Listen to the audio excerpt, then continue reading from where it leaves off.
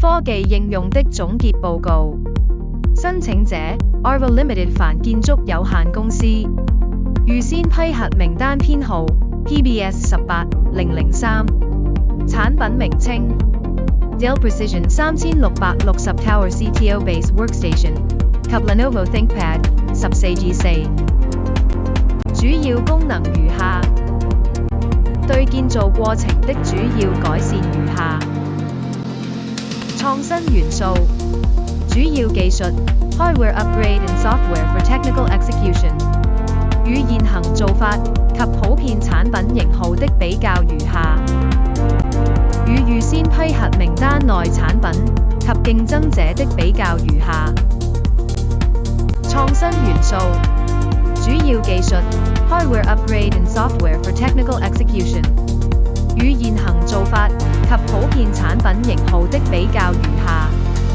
與預先批核名單內產品及競爭者的比較如下。應用例子 Design and Construction of Kongnapa Police Training Facilities， 此硬件能提高繪圖設計開發速度，促進生產力。從手繪草圖通過高效能的電腦硬件，配合 BIM 軟體運作，畫成精準的圖則，把圖則導入至3D 建模軟體，進一步處理。用3D 軟件建模後，再查看設計，有可能再回到 2D CAD 裏重新修改設計。得益生產力，硬件能提高軟件的運行速度，便利使用3D BIM 軟件進行設計，縮短生產週期，減少錯誤。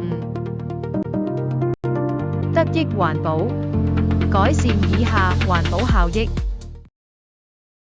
智慧建造帶嚟管理模式嘅革命，全流程應用邊緣技術 VR 技術助力設計優化 ，AR 技術方便圖紙熟悉、施工、驗收及維修保養。